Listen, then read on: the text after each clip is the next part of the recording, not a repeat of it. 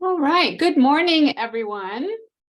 We're so glad that you could join us for today's webinar. We're still waiting for a few people to come on, but we've got a great agenda for today, and I don't want to waste any of our guest presenters' time today. So we'll go ahead and get started. I wanted to introduce myself. My name is Ariel Agenbrod. I'm a University of Idaho Extension educator in the Treasure Valley region of the state, but I work statewide in food safety. I am one of our state's lead trainers, and so if you took one of our Produce Safety Alliance trainings, then you probably heard from me quite a bit. Yes, I really have a passion for growing vegetables, produce, specialty crops, and more, I'm really becoming involved in food safety and the importance of it. And I'm really glad to see all of you here, because that shows that you also have that commitment to and interest in food safety. So just a few things today. I'm going to talk about our guest presenters here in just a minute, but we are going to be talking about post-harvest water, its use in produce production, and ways to manage and mitigate risks related to its use. Our guest presenters today are Dr. Faith Crizer, an associate professor of food science and technology in the University of Georgia's College of Agricultural and Environmental Sciences. Dr. Crizer and her team focus on identifying food safety risks tied to the production and packing of fresh fruits and vegetables, as well as identification of and education on risk mitigation strategies. The most recent work from her lab group has focused on listeria control in the packing house, pre-harvest agricultural water treatment in order to inactivate bacterial foodborne pathogens, and the validation of antimicrobials in post-harvest blooms using industry-relevant conditions. She also has a passion for communicating science-based best practices and outcomes of research to the produce industry with more than 5,000 contact hours annually. We're very glad to have you on today, Faith. And Laura Strawn, our other guest presenter, is an associate professor in the Department of Food Science and Technology at Virginia Tech. Dr. Strawn's research program focuses on the microbial safety of fresh fruits and vegetables, specifically the ecology, evolution, and transmission of Salmonella, Listeria monocytogenes, and Shiga toxin-producing E. coli in the produce field from field to fork continuum. Additionally, Dr. Strawn works directly with produce stakeholders on various produce safety issues, as well as teaches a cadre of food safety curriculum. Very excited. We do not have this level of produce safety professional at our institution, and so we're really grateful for them sharing their time and attention with us, and we hope that you brought your questions. I'm going to get started with just a few of the basics of today's webinar.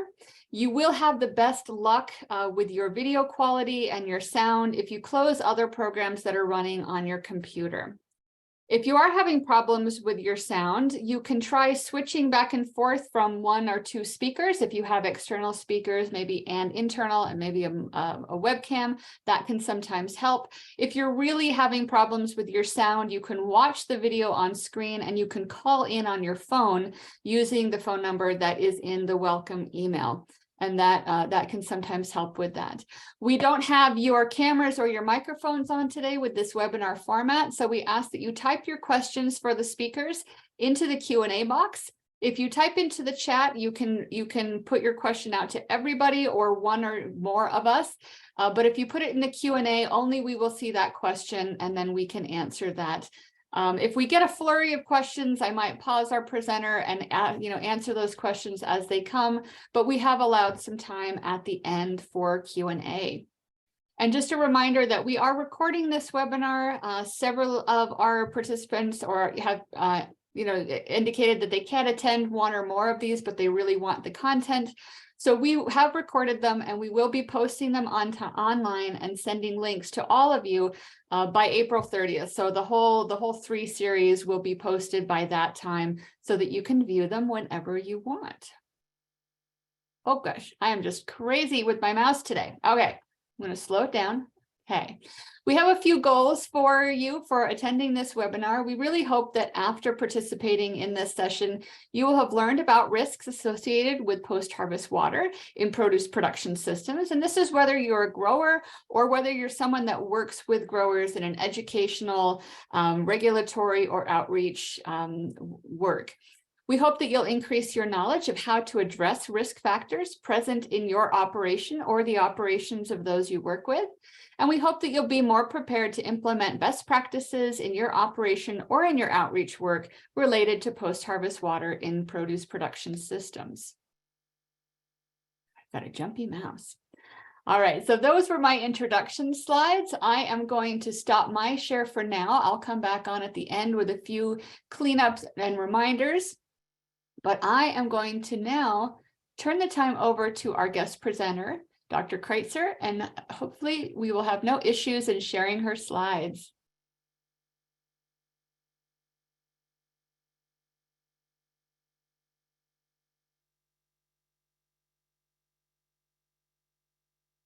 Wonderful. Can we see everything okay? I can see it. Wonderful. And I think that we're good to go. All right. And I just wanted to say, Dr. Crizer, you sent me a PDF. I'm going to try to email that out to all the participants right now. If not, I might be able to share it in the chat. So I'll be working on those two things. Wonderful. Wonderful. And yeah, we'll be able to get that material out there for everybody. All right. Take it away. All right. Do you want to say anything first, Faith, or do you want me to just go ahead and get started? Jump right in. Okay. Well, so Ariel, thank you. And everyone, thank you for inviting us. We are so excited. Both Faith and I have been out on the west side of the US and absolutely love it. So it's always nice to be invited back. But we are here and we want to kind of keep this really informal. So we're definitely going to ask you to use the Q&A or the chat box, because we're going to do a little breakout kind of label activity.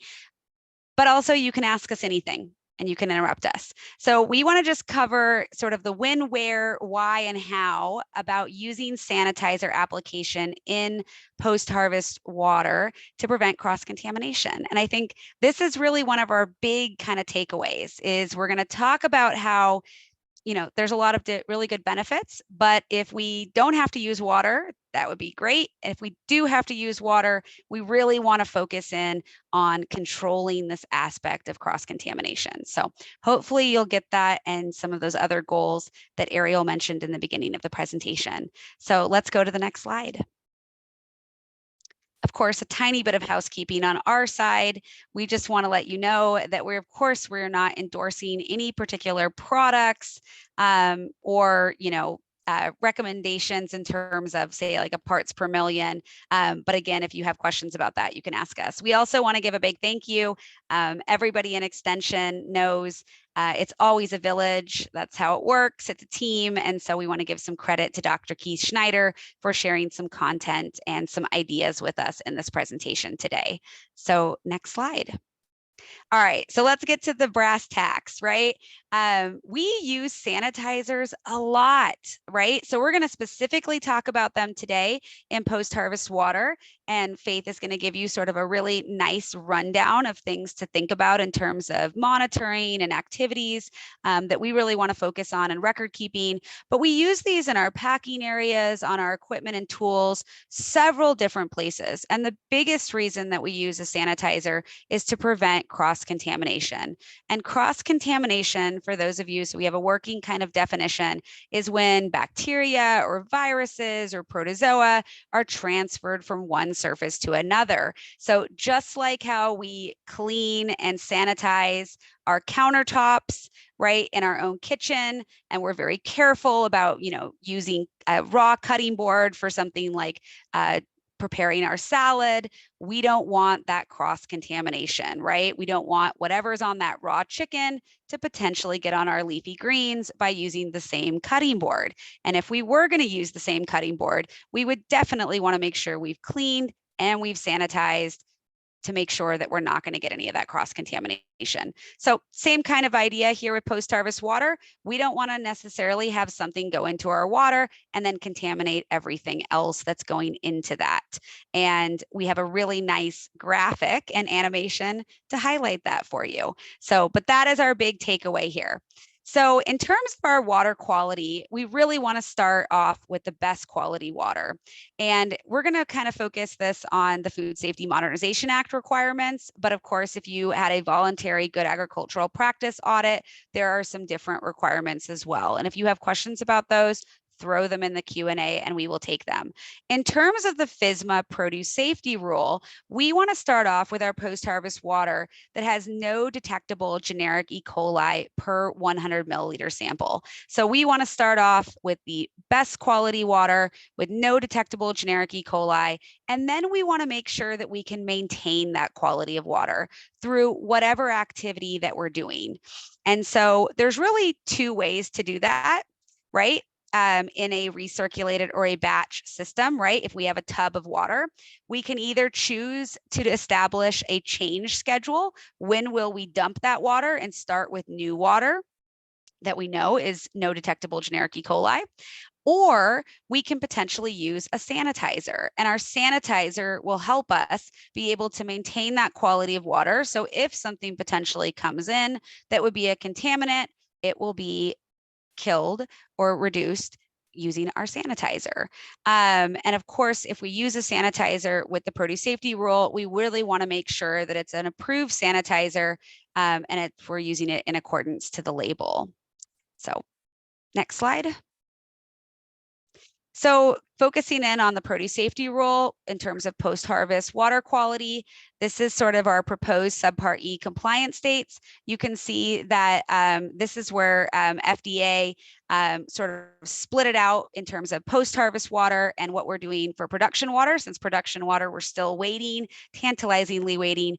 But for our harvest and our post-harvest agricultural water requirements, if you're a large farm or not a small or a very small business, they could potentially now, right, come out and talk to you about what you're doing in terms of your post-harvest water quality. So a lot of this will fall and be really applicable for you. It's a cascade or a tiered approach. So while our big businesses have to comply now in 2023, since we are clearly past January 26, our small businesses and our very small businesses are a year after that compliance date. And this is basically them just coming in and saying, hey, you need to make sure you're using no detectable generic E. coli in your post-harvest water. How are you going to maintain that quality of water? Are you doing a water change schedule? Are you adding a sanitizer? And then some other things around just looking at your distribution system and sort of how you're using post-harvest water in your operation. And remember, that could be things like ice or washing or lots of things. So, but go ahead, Faith, next slide. So the big question, and you might think this under the produce safety rule or even GAPS, do you have to wash your produce? The answer is 100% no. It does not say that you have to do that. Kind of actually a misnomer. You might go through all of these food safety programs and think, I 100% have to wash my produce. You do not. There is nothing in the produce safety rule. There is nothing in a good agricultural practice audit that says that you do in fact have to wash your produce. You may choose to wash your produce because you want to potentially, as a quality aspect, maybe it's a visual thing to get off organic debris, different things like that, but you don't actually have to do that. And you certainly aren't washing off any contaminants. At this point, when you use water, you're using it for, again, to make it look, cleaner or to increase shelf life or various other aspects that you might use water. But at this point, when you are using water, our big goal from a food safety perspective is how do we prevent cross-contamination from occurring? Next slide. So this is kind of what I wanted to say to you before you had to read it, but it will reiterate it for you, is it's just saying that under the FSMA produce safety rule, you are not required to do that. Like again, most of the good agricultural practices, not required. Now a buyer or other industry, maybe they would want you to, but again, you're doing that usually for another reason. You're not doing it for a food safety perspective. You're doing it because of a quality or a shelf life enhancement or a visual looks thing. It's also, like I had mentioned, it's really important from a food safety perspective to understand that washing this produce even with a sanitizer it's not a kill step. It's not a disinfection. We're not able to, kill microbes off the produce. We're adding that sanitizer to prevent cross-contamination and make sure that if any contaminant came into that water, that we're not spreading it to our other produce in there. Also, again, it's just key takeaway here. Adding a sanitizer, it's going to help you prevent that cross-contamination, and it's going to increase your food safety. So next slide, please.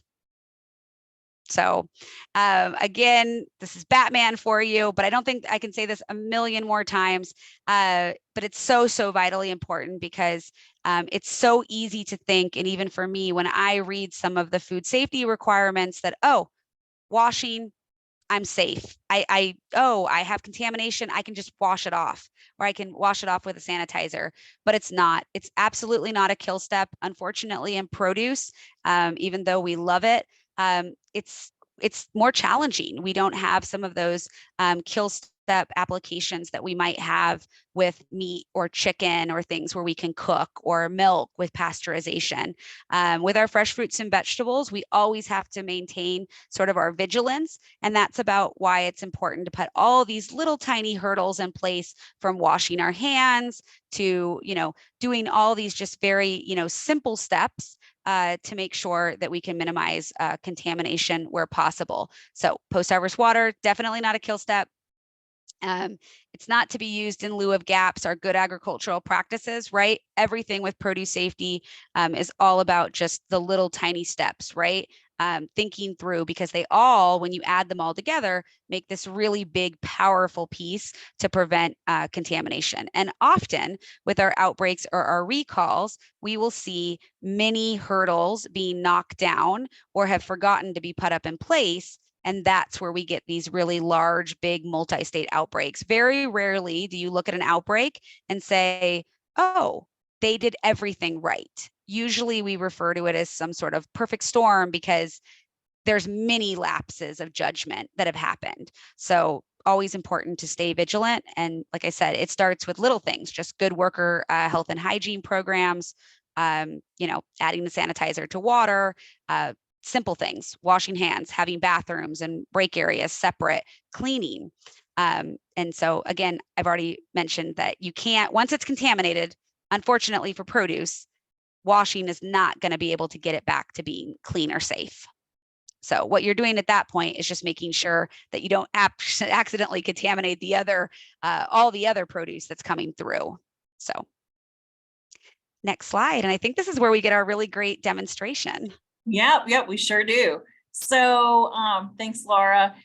One of the things we want to think about when, a lot of times people are like, let's say with this instance in tomatoes, we had some birds that came through and we had bird poop all over our tomatoes. Normally, they're also pecking at crops and stuff like that. So we normally have pretty good deterrents in place.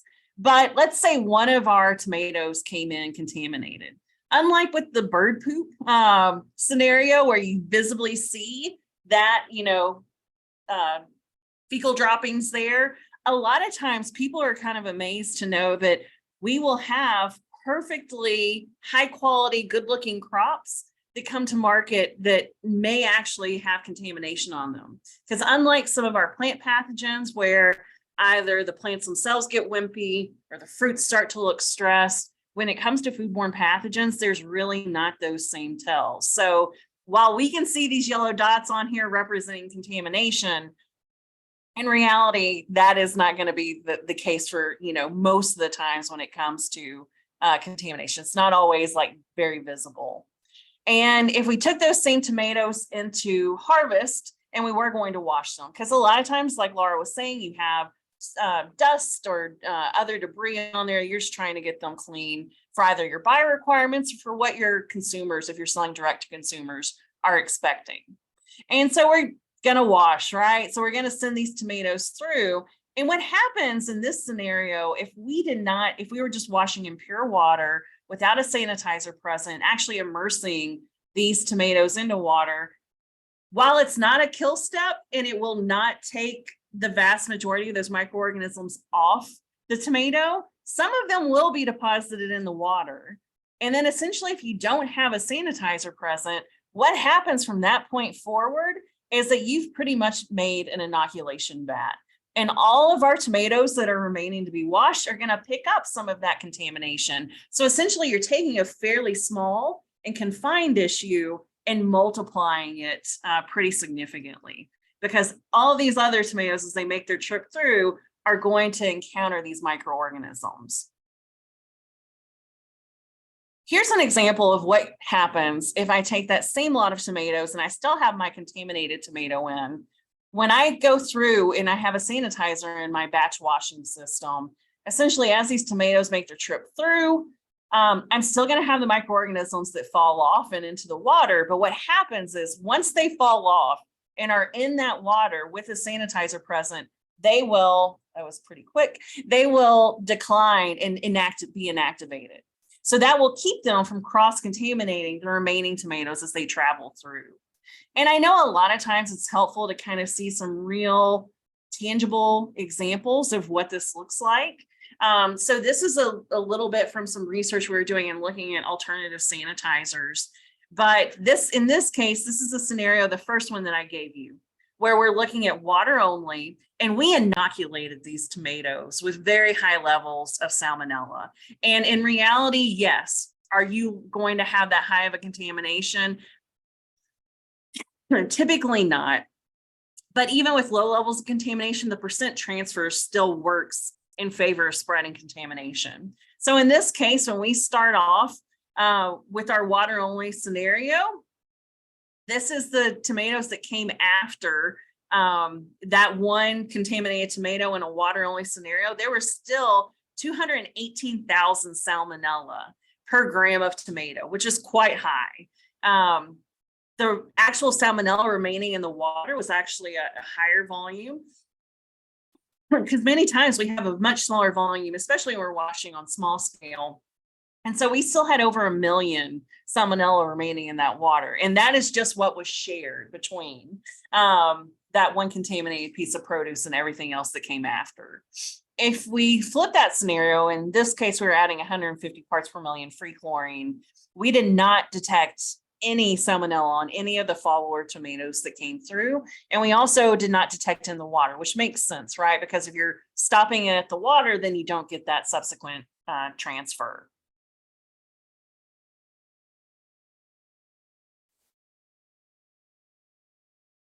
And I think I'm handing it back over to you. You are. I just had to get myself off of mute. Okay, so that gives you a really good visualization for the power, I guess, right, of adding a sanitizer to prevent that cross-contamination, right? We saw that was, a huge reduction in that potential and a benefit for food safety, right? Because our goal here really is that we don't want mass contamination, right? So with any kinds of things that we use water, it can take a small issue, one potential, right, contaminated piece of product, and then it can make it where you have a bunch of contaminated product. And when you have a bunch of contaminated product, that again is where we see food safety issues. If we can make it where it's just that one piece, goes in, goes out. Maybe it gets culled anyway because nobody really wants to sell, the bird poop salmonella tomato. That is not, one contaminated piece of fruit is not going to cause a multi-state outbreak. It's not, if you have proper controls in place. And that's what this is. So when we think about water that we're using in a post-harvest setting, like I said, my first question to everybody is, do you need to have water, right? Why are you doing it? Okay, if we are doing it because we want to, there's bio requirement, we want, a cleaner product, it's, potentially if we run it through, a chiller, ice bath or something like that, we can get better, quality product. Can we necessarily pick one of our options like a single pass, which is one time through the system, right? So if you have things like carrots or other items where we really just want to get off a lot of that potential soil or organic debris, make it look a little bit prettier, this might be a really great option. I think Faith has some pictures of some single pass type tables that you can use, but this also is like spray bars, right? It's typically, they're not recirculated systems. They're not batching it. It's going to be, a good quality water, right? That you're meeting the regulations in terms of that quality of water. And it's easy to maintain because it's never being recirculated. When we get into our other types of systems, so we either see things, maybe a recirculated or a batch. Recirculated are usually our larger volumes, right? And we're recirculating them because of that larger volume. And we don't necessarily either want to have to refill the water, right? That's very costly, but it's also very timely. It takes a long time to fill up some of those systems. So this is where we see things like flumes and whatnot, right? And so if you're in a recirculated system, again, we might be thinking of how are we going to use our sanitizer to be able to maintain that quality of water, make sure we prevent that cross contamination through, an entire day's run or something like that. Because using a water change schedule for like a flume isn't exactly very applicable because it might take a long time for us to get it back up to where we can fill it, dump it, clean it, etc.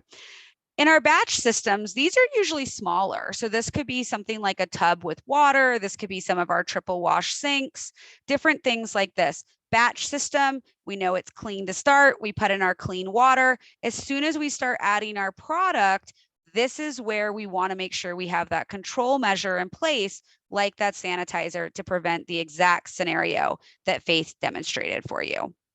So these are kind of our systems, but we really want to think about how we need to use them.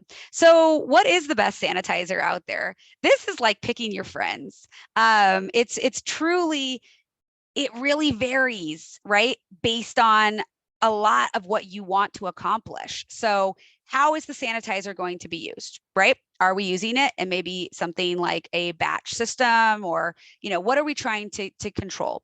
What crop is being packed? Are we packing or using a crop that maybe has a very, high organic debris coming in? Or is it pretty clean? Steak, tomatoes, right? They're pretty clean versus maybe something like carrots, right? And thinking through how is our sanitizer going to react with some of our organic materials?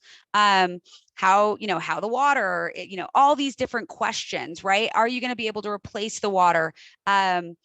There are a lot of different choices when it comes to sanitizers, and not all sanitizers are created equal. Faith's going to talk to you about some of them that are pretty robust, and then some of them are, you have to kind of tweak with them a little bit, like maybe the pH or some different things to get them kind of perfect for your setup. But we want to think through, what do we need? We're going to talk at the very end about some resources that are out there when it comes to helping you select these, a sanitizer. But again, there's many factors that impact this, not to mention just cost. Truly, you could choose, cost, whether or not the sanitizer is going to impact your equipment. Right? Some of them are more corrosive than others. So it could be even picking a sanitizer based on your quality of water, like in terms of what's the pH of your water, or is your water particularly a more hard water or something like that. So, and we'll get into more of that later, but the gist on this is picking a sanitizer. There is a perfect one out there for everyone, but it may not be the same as your neighbor. So next slide, please. So what are some of these factors that also impact sanitizer efficacy? And like I said, this always makes a little bit more sense when you start to see some tangible applications, which Faith will give you and kind of walk you through some of these scenarios with chlorine. But just in terms of the pH of your water, we know, and again, not going to steal her thunder, but with chlorine or hypochlorous acids, that they are definitely influenced by pH. There's a sweet spot. And if you can't hit that sweet spot for that pH, they're not necessarily going to work as well. And if they're not working, then you're not getting that kill, and you're basically just sort of wasting money. Temperature of water. Temperature of water is also important. Temperature of water can also be important in terms of a concept called infiltration. So if you took the Produce Safety Alliance class, you might have seen a slide or two on infiltration. Basically, hot produce coming in from the field. We typically harvest when it's warm outside. Hot produce most of our water that we're using in our post-harvest settings might be either municipal or groundwater. So it's pretty cool, right? 50 to 60 Fahrenheit. So you got hot produce going into cold water. You can see that usually we get this vacuum effect where sometimes the water can suck in. So thinking just about the temperature of your water and keeping that within range is important, not only for the product, but also can be important in terms of sanitizer efficacy. Chlorine, we'll also talk about this one. Anyone that's had a laundry, you can potentially get some off-gassing and things like that that would be poor for your workers. Turbidity is another one, right? I mentioned, how potentially, what's that organic load coming in on your product? Is it something that's grown in the ground like carrots or onions, or is it something that's staked above ground or pretty clean, like like our tree fruit that are grown in the trees? Some of our sanitizers will want to bind to that organic debris. Well, if they bind to organic debris, they're not able then to get that to kill those microbes. They need to be able to be free in the water to be able to kill those microbes. We don't want them trying to sanitize our soil. That would not be good. Also, our concentrations are important and our contact time. And we're going to get to kind of walk through a label they're going to tell you these things anyway, sort of what the confines are that you need to work in, but they're all really important. If you need to meet a certain contact time of that produce in that water, then that's important that we can do that.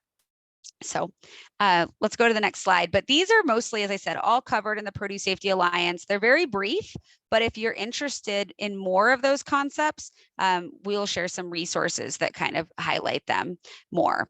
So let's look at, like I said, picking a sanitizer. You've got to pick the right one. But one of the first things off the bat that you need to pick is one that's actually approved as a sanitizer, which is really important.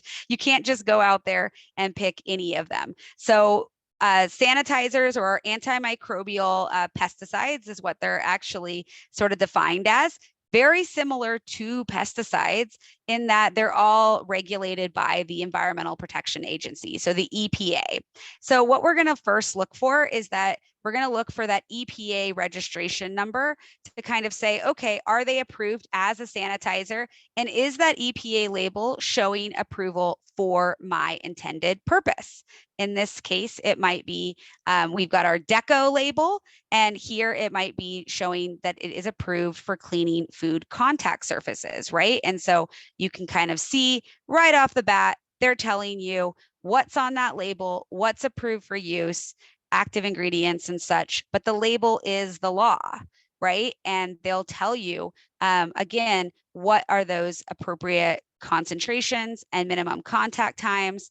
Do you need a rinse? They're going to tell you, just like they would a pesticide, label is the law, and you have to follow it in the confines of that label. Because if you're not, then you're technically not following it according to what the EPA has deemed safe and also efficacious, right? And that it'll work and actually giving us that reduction that we need to prevent our big food safety issues. So I think Faith put in the chat box our label of our Sanidate 5.0. And we're going to kind of make you guys now have a little bit of participation. I know you guys can't come off of mute, but I believe in the Q&A, you can type in the answers. So Faith, if we go to the next slide. Yeah, and Laura, I also wanted to mention, we had done in the past like a dual sanitizer for food contact surfaces, but that first sub bullet underneath there should say approval for cleaning, or excuse me, approval for washing produce. So didn't want to confuse people. Like, yeah, if you wanted to sanitize food contact surfaces, of course, the uses are all very specific, as I'll see here in just 1 second. So here's our label, and that again was uploaded to the chat. So if you want to go ahead and pull that up, then we're going to ask you a couple of questions that Laura's going to lead you through. Yeah, and these our participants can use the chat as well if they want to. Oh, perfect. Yeah, use the chat. And these are great because these are some of the things that if you were using one of these sanitizers for post-harvest use, These are things that, you know, an inspector would look at, right? Or an auditor would look at.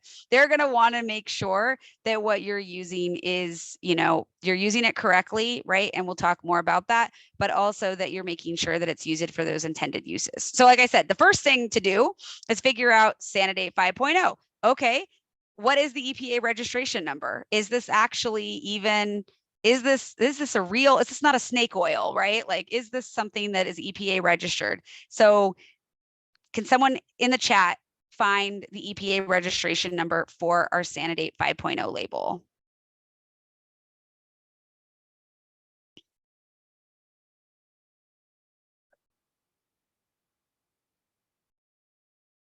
We have no takers. Oh, they're putting in the Q&A. So Oh, yeah, okay, okay. we have a couple. Okay, winners. perfect. I was looking at chat box. Yeah. Okay, good. I was like, oh, come on, don't leave me hanging. This is like, it's not even a Friday yet. So I got to make it the whole week.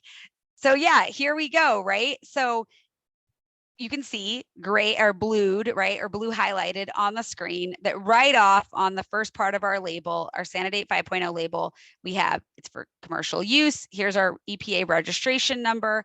And then you can see our active ingredients. But that EPA registration number is really important because we have to have that EPA registration number to make sure, again, that we're using it and that it's able to be used, right? And so let's continue our hunt here. And our next question is, what page would you find the instructions for sanitizing our food contact surface here?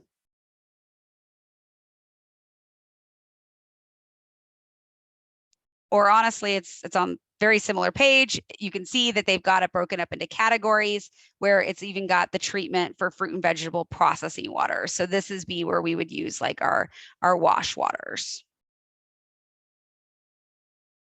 Yeah, we're getting a couple of answers coming in, and I was getting page 2, but I may have had like I may have been missing the very first page, The but first page, yeah. I looked at it on mine. I think I've got 3. So, but perfect. Yeah. So you guys are getting it, right? So next part of the label, you're going through it. Now we're looking and we're saying, okay, for how we want to use it. In this particular case, if we wanted to use it for our food contact surfaces or we wanted to use it for our wash water, we need to find that bolded section. And then we're going to start and get into what does it actually say. So far, a very smart cookie class here.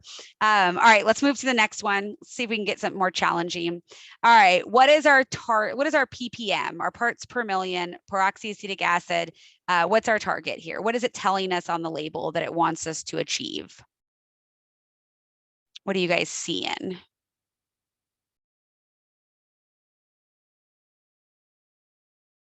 So see here, we got one that's got the range there. yeah, Joseph, winner, Joseph. Yeah.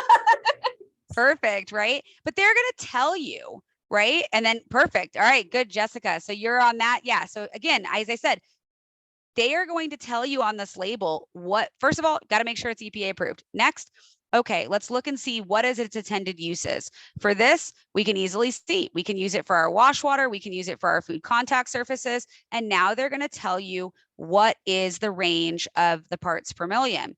And this is really important because if you are going to use it outside of this range, that's not what the label is saying, right? So it's really important to kind of see what are they telling you. Now, where you use it within that range might be based a little bit on your own internal setup to say, okay, how much do I need to put in there to get my, right, in terms of like, say I have a lot of organic material or something like that on my product or whatever. All right, let's do the next question. All right, what's the dosing per 1,000 gallons?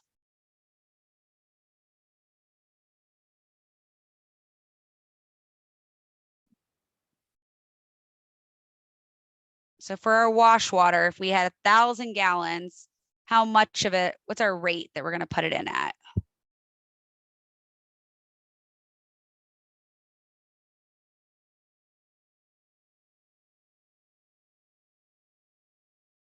All right. Yeah, you're on fire tonight. Perfect. Perfect. Yeah, exactly. Perfect. And you'll see we have a little bit of a question later, or if we have to do some math, we can definitely do that too if you didn't have 1,000-gallon system, right? And we wanted to work in a smaller volume. So let's do the next question. So what's our minimum contact time? So what is it telling us that we need to hit for our minimum contact time to get that reduction? Yeah, exactly. 45 seconds. Perfect. And I think if you hit the next question, Faith, this one was asking, okay, so it's not on the label, but if we're like, look, 1,000 gallons, that's way too big. I just want to work in like a 10-gallon volume. How do we do that? And this is the one where I literally, and I think why I mentioned this is not because I think that people can't do math. It's that literally we have 1,000 gallons to get to 10 gallons. That would be dividing by 100. We would literally just divide our fluid ounces up there by 100. It's actually that simple. And so I just wanted everyone to know that we don't have to make it overcomplicated. Really what all this is just, it's reading the label and then it's thinking through, again, what are those targets that you have to hit? Of course, you're going to have to kind of monitor for all these different things. And that's where on those required records, if you were to use a sanitizer, they're going to want to make sure that you can actually make sure you have that right parts per million that's within that range, and things to that nature. But if you had to work in a smaller volume, that's okay. You just need to just do some simple division on your iPhone calculator. Next slide. And I just fixed the chat, so now everybody can actually use it. I apologize, that wasn't clicked on. No, we're sorry, but it's okay. Jessica and Joseph held the fort down for the group. But what we really wanted to just kind of, before I flip it over to Faith and she gets into more of these things, is just to say that it doesn't have to be, it's just reading the labels and looking for the pieces of information. So it doesn't, even though people think, when I looked at them, they look kind of intimidating, just start to chip through them. Sounds good. Thanks, Laura. So with our sanitizers, you know, a lot of people are like, oh, there's so many options, I feel overwhelmed. And what we always like to tell people is that there are relatively when it actually comes to what are the options that people commonly go to when we're washing produce, it tends to either be a chlorine-based solution, which a lot of times you'll hear termed hypochlorites, or what we call peroxyacetic acid or peracetic acid. And a lot of times we abbreviate that to PAA. So these are going to be two examples that we walk through. Does that mean that these are the only types of sanitizers you can use? No, but they do tend to be by far and away the most common. Within our hypochlorites, we have a couple of different flavors they come in. The first is sodium hypochlorite, and that's your typical liquid bleach that we're all familiar with. Of course, we can't just buy an over-the-counter liquid bleach at our big box store, because many times they do not have that EPA label specific to that product, because all of these labels are tied to the same manufacturer. And even though you may think, well, sodium hypochlorite is sodium hypochlorite, it doesn't matter. It very much does matter to the EPA. So you have to look for products for which have labels for washing fruits and vegetables, if that's our purpose. Just like the label we walked through for Sanidate 5.0. We can also find this in a calcium, which is a more concentrated form than our liquid, and it comes in a powder or tablet form. So if you've ever known people who have a pool, or if you have a pool yourself, that's many times the form of chlorine that we have delivered. Whereas peroxyacetic acid comes in a concentration range of 5 to 15 and is always going to be a liquid. I'm going to first start with chlorine, and to get us started with, a lot of times people are confused about the terminology that comes with chlorine. Chlorine is more complicated. The benefit to it is that it's been used for a really long time, and it tends to be our cheapest option. The first term that we want you to be familiar with is free chlorine, and free chlorine is important because it gives us the actual antimicrobial capacity. And so that's what we always want to be monitoring. Sometimes both the labels as well as the test strips will refer to free chlorine as available chlorine. I do not know why. They just like to throw in a bit more terminology to confuse us all, I think. But we want to hone in on free chlorine. You can find test strips that measure total chlorine, and that is not what we want, because there's a portion of the chlorine that's always bound to inorganic matter, like if you have really hard water or if you have other compounds coming through your water. So we want to be measuring free chlorine always when we're monitoring for chlorine.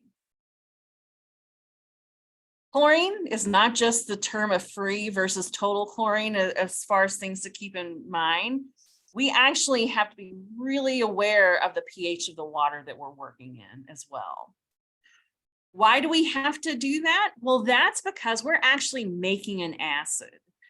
When we put our hypochlorites, which here's our sodium hypochlorite or calcium hypochlorite, you would also have, if you're just bubbling through chlorine gas, which most people do not use at the medium to small scale, once it goes into water, you're forming an acid, and that acid's called hypochlorous acid.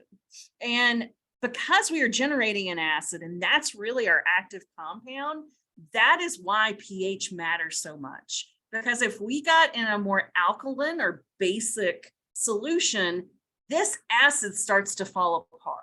And we'll talk about how it does that. So we're generating our hypochlorous acid, so thumbs up if we have our pH, generally speaking, from a pH of about 7 on downward. So as you go 7, 6, 5, you're generating good concentrations of hypochlorous acid. What happens is when we go to a more basic solution, so we're above 7, we start to see this acid break down, and what you're generating then is a bunch of charged hypochlorite ions. These things really do not inactivate microorganisms, but unfortunately, when you go and stick your test strip in to read for free chlorines, in both of these scenarios, if you had a properly pH controlled scenario, or if you weren't controlling for pH and your pH was going more alkaline, then you would see the same exact free chlorine reading. So it's not only the concentration of free chlorine, but also what is that pH of our water itself. And again, we're always looking to have that sweet spot of about 6 to 7. How do we get it? Well, we have to add an acid. So if you're like, oh man, this seems like a lot of management, you're right. And so that's one of the really important things to know before you go in and start using chlorine. So again, just to reemphasize, we want hypochlorous acid. We do not want that hypochlorite ion. And why is it an issue when it comes to chlorine? Just the simple addition of the hypochlorites to the water actually shift the water and make it more basic, because you're producing this base, sodium hydroxide, whenever you're adding these compounds to the water. So just the addition of the sanitizer shifts the pH in the wrong direction. So the more chlorine we add, the more this shift occurs. And some people have naturally alkaline water anyways. We know plenty of people with groundwater that naturally have pHs above 7. So this is why you also have to be on board with not only dosing with our hypochlorites, but we also have to add an acidifying agent, like 99% of the time. What is that acid? Typically it's citric acid or phosphoric acid. And these would need to be food grade acids. And typically the difference in how people go one direction versus the other, if they're packing organically, they would go with the citric acid. And if they're packing conventionally, they would go with either, whatever makes the most sense from a storage and purchasing standpoint. Again, keep in mind the pH we're looking to hit is 6 to 7. Somebody asked me, well, why can't I just shift it all the way down to like 3 and 2? It would probably have negative impacts to the quality of the produce you're packing. But more importantly, chlorine would start to escape as a gas at that point in time at that low a pH. And that is not what we want either, because then it's not in water and we're breathing it in, and that's not what we need. So we know that pH affects chlorine all the time. And if it's not in that 6 to 7, it's not going to be very effective. We also know that the more organic matter that goes into that water, the less effective chlorine is. And that's why the rule emphasizes change schedules, or if you're working with these larger recirculated systems, getting a filter of some sort in place to try and remove some of that organic matter. Other things that can impact how well chlorine works is water hardness. And specifically, we would just be making salts a lot of times with magnesium and calcium. The time and the temperature, all those factors that Laura mentioned, concentration.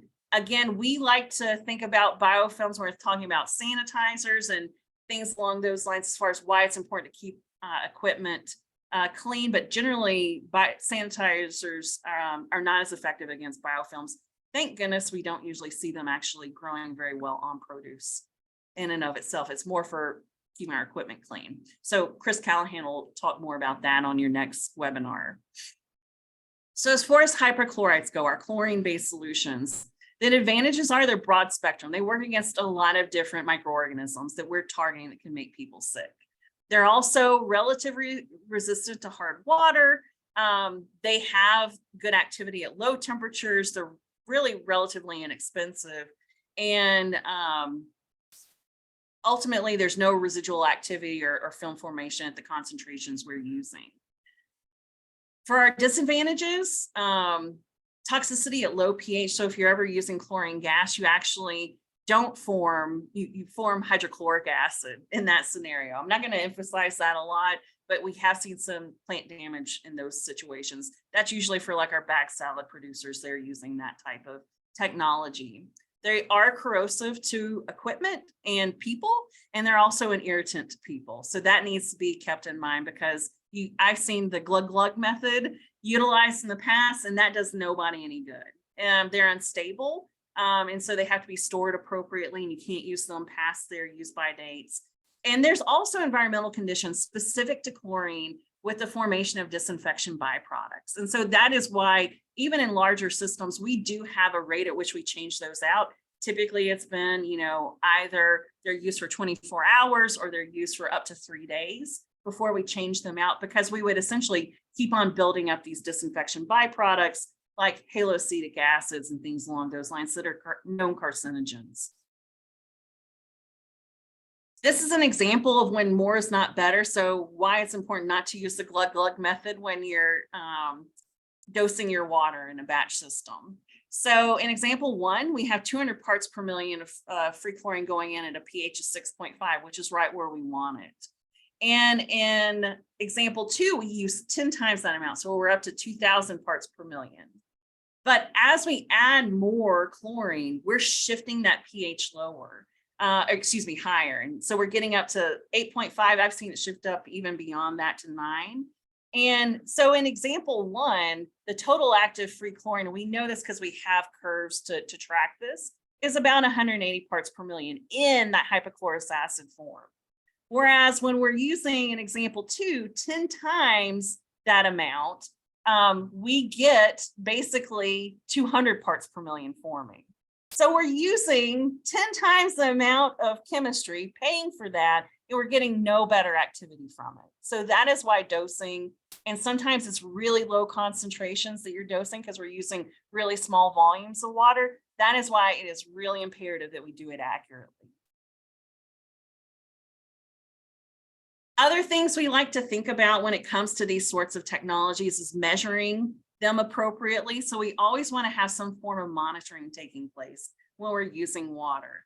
In this case, it would be for free chlorine and pH would be the 2 primary factors we would want to monitor for. This is showing test strip bottle. Essentially, it's a color, matching. You can tell it's not in a very exact science. We have differences from 0, 25, and 50, which normally give us the appropriate concentration that we're trying to hit. But essentially, you follow this methodology, you stick your test strip in, you follow the directions as they are on the bottle, and then you match up for the color, and then you can verify you have the appropriate concentration.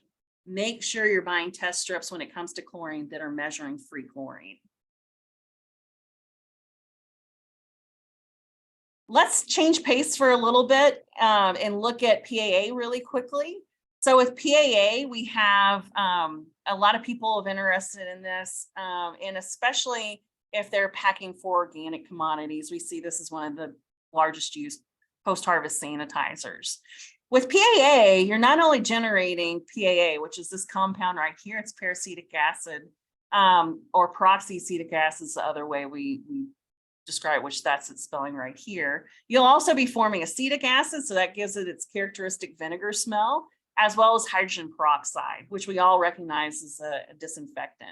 And then you also generate water. So a lot of times you'll hear people talk about that this compound degrades to water. And I would tell you that chlorine also, unless you form a disinfection byproduct, it will also degrade in the environment. So it's not like one's more resistant than the other, but we don't have as many disinfection byproducts generated with PAA compared to chlorine.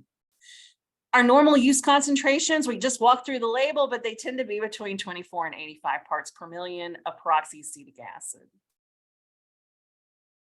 For PAA, our real advantages are there's no residue.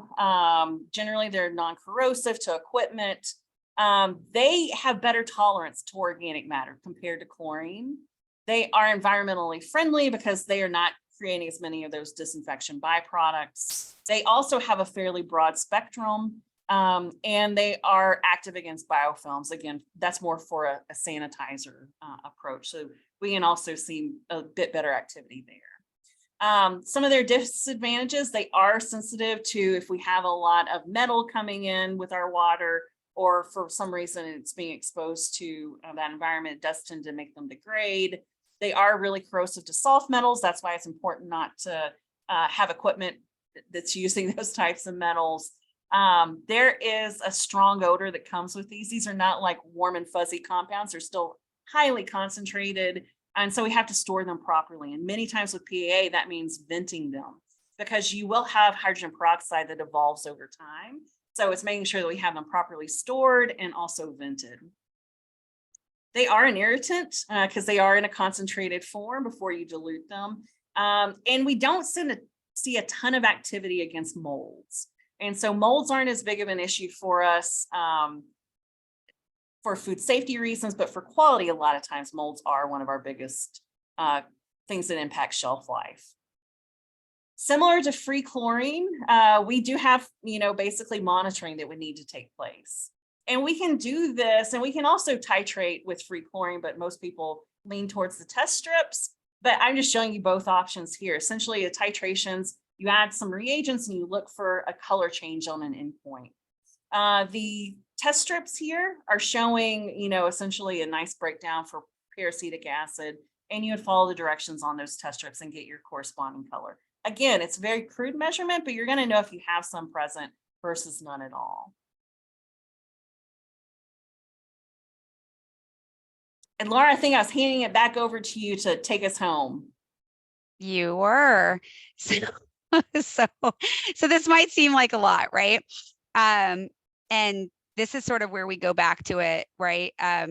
Where maybe if you don't want to get into these batch or recirculated systems, there are some really nice options with these spray tables or sort of a single pass water system like a spray bar. So that is a potential option, but let's go to the next slide.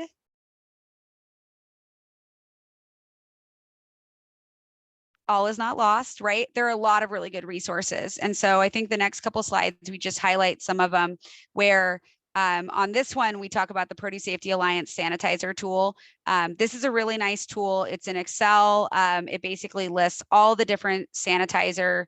It gives you the ingredients, it gives you the uses. It's really, really nice. They even have a guidance document on how to use it. I think they even have a YouTube video that Connie Frisk put together on how to use it, but they're actually actively always updating this. And I heard they're even going to update it for potential, not just sanitizers at post-harvest, but they're going to throw in some other ones in there as well. And so you can actually filter by where you are sort of in the process of using the sanitizer, which is great. So this is a really good one to use. We mentioned Dr. Keith Schneider, but he's got these really fantastic block videos. So if you're a visual learner like myself, which I am, I've got to see things to see how it works or do it.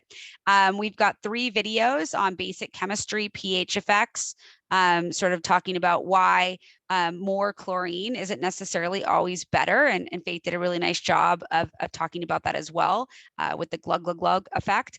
But these, we also will share these because I think you're going to get the slides, but they're also housed on YouTube and they're very short. So like less than a couple minutes, which is really nice. Like they're such a minimal time commitment. And then if you want, you can watch them multiple times, which is what I've done. So next slide. But again, more resources. A lot of these, again, the top one, I believe, was a collaboration from Annette Ozlacki and Faith Crizer, but just diving in more to the different food safety considerations on, why would you want, if you're going to use potential sanitizer or do post-harvest washing, sanitation. I know that's a topic that's coming up the next webinar that you have with Chris Callahan, but gets into the same ideas, lots of things to think about. We didn't touch a whole bunch on organic, though Faith did mention it, but using sanitizers on organic fruit and vegetable farms. This merges some really nice pieces of information from the National Organic Program standards with good agricultural practices. And then we also have one that gets into basic elements of cleaning and sanitizing, clean breaks out of the University of Florida. But there are so many. Also recommend just going up to the clearinghouse. You can just Google food safety clearinghouse and type in what you're looking for. And there's a lot of really good peer-reviewed documents as well that have been vetted by different extension professionals. So, and then you can always reach out to Faith and I if we haven't completely scared you. Like I said, we love to go out west.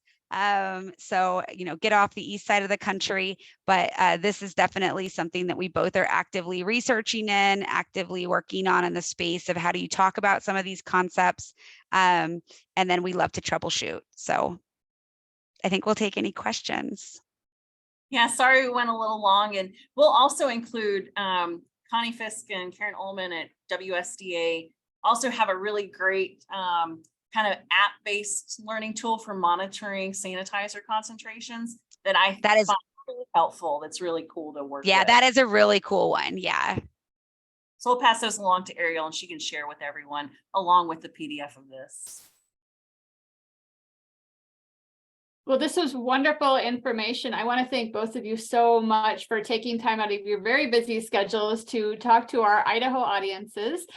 This is going to be recorded and made available to everyone. So if they want to go back and slow that down and, watch those parts, I felt like it was a really good explanation of some very complicated subjects, and you managed to make it really accessible. I was thinking of my own future teaching farm and how we want to set things up to do these. We'll watch the chat and the Q&A. So far, there's nothing new, but you still have some time to ask questions of these two. I will let you know that if you missed April 4th, that was a research update on food safety and onion production from our colleague at Oregon State University. And then today's excellent presentation will be recorded and those handouts will be made available. And coming up, you did mention this one, thank you, on April 25th, so next Tuesday, we'll have Back to Basics post-harvest cleaning and sanitation. So this is really looking at those surfaces, your tools and equipment, and we have special guest Chris Callahan of University of Vermont sharing that with us. So really, I feel like we got the best of the best for this series this year, and I'm really grateful to you both. And then to let you know as well out there that all of our webinars from the past 3 years have also been put on our special produce safety YouTube channel. And so you can go back and view any of these. And then too, if you have questions about record keeping related to this post-harvest water, and later when we talk about sanitation, we do have some resources for our Idaho growers to help them with some of that record keeping. So I'm still not seeing any questions or any last words from either of you. Thank you for the invite, and you have our contact info, so we're always happy to, something comes up, happy to tackle it by email. Wonderful. I want to thank you both again so much. And to our audiences, there is going to be a survey that pops up as soon as the webinar closes. We really, really appreciate your information, your feedback on the webinar series. It helps us to make them better, to plan for the future, and to select topics that are relevant to you and your operation. So it's very quick. We really appreciate you giving us your feedback when that survey launches. So with that, I'm going to go ahead and end the webinar. And thanks to all. Have a great Tuesday.